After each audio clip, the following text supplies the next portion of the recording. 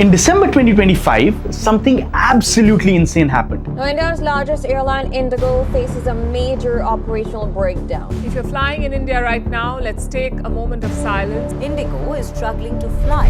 IndiGo, the airline you trust for being on time, every single time, completely fell apart.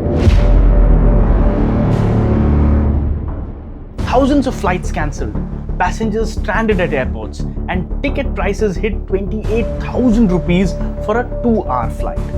India's biggest airline, the one that flies 6 out of every 10 domestic passengers, was suddenly grounded. But here's the crazy part. This didn't happen to Air India, it didn't happen to SpiceJet, not Akasa, only IndiGo. And when you dig deeper, you realize this wasn't bad luck.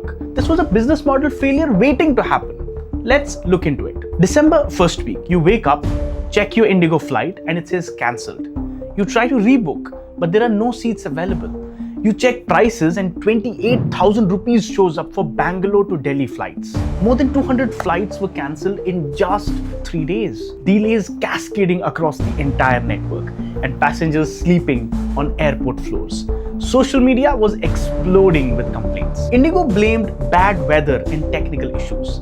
But at the exact same time, Air India was flying fine. Vistara had no issues. Even SpiceJet was operating normally. So why was only IndiGo facing this crisis? Here is the real reason behind this crisis. First, the enormity of the airline. IndiGo is too big. If a small airline cancels 5% of flights, maybe 30 flights get affected. But IndiGo operates 2,200 to 2,700 flights every single day. So 5% of that means 110 to 135 flights cancelled in a single day. Same percentage, wildly different impact. Second, the new rules broke everything. In late 2024, DGCA changed the rules around pilot working hours. They said pilots need more rest. They can't fly as many hours anymore. Most airlines prepared for this. They hired extra pilots, built in buffer time, etc. IndiGo had zero backups. Why? Because IndiGo's entire business model was built on one philosophy. Use every minute, waste nothing, fly maximum hours. Their planes flew 11 to 12 hours a day while competitors only flew 8 to 9 hours. That extra 3 hours meant hundreds of crores in profit every single year. But when the new rules kicked in, suddenly hundreds of IndiGo pilots legally couldn't fly anymore. Flights got cancelled faster than they could reschedule them. And finally, number 3, everything hit at once. IndiGo was rolling out a new software. Winter fog hit Delhi. It was holiday seasons with fully booked flights and airport congestion everywhere. For a normal airline with backup systems, this would be tough. For IndiGo running on zero redundancy, total system collapse. Let's discuss how IndiGo makes money. IndiGo became India's biggest airline by saving minutes.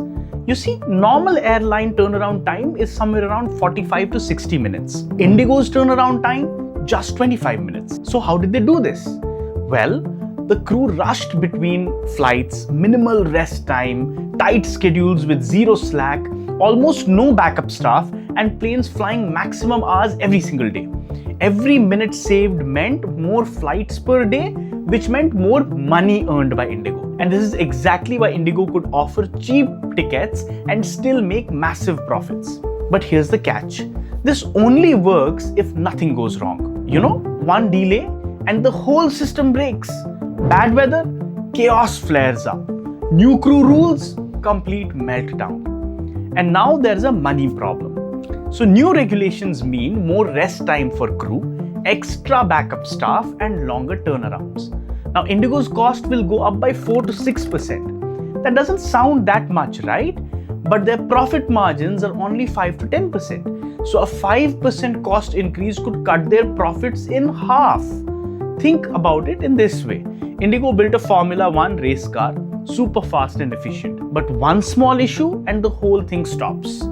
What they actually needed was a Toyota, maybe slower but reliable even when things go wrong. Now, how did IndiGo survive this crisis? IndiGo fought back with numbers, operations, and discipline. Over 10 days, around 4,500 flights were cancelled. On the worst day, 1,600 flights were grounded. On-time performance fell to single digits. What was their comeback move? Stabilize first and grow later. Within 2 weeks, IndiGo restored operations to around 2,200 daily flights. They reconnected 135 plus destinations and phased in flight additions gradually to avoid another breakdown. They completely reset pilot rosters. They increased standby crew at major hubs and reworked their crew planning to prioritize availability over utilization. No buzzwords, just crew first, planes second. IndiGo chose to absorb the financial hit. They refunded or rebooked tens of thousands of passengers, processed hundreds of crores in refunds, and issued compensation vouchers to passengers.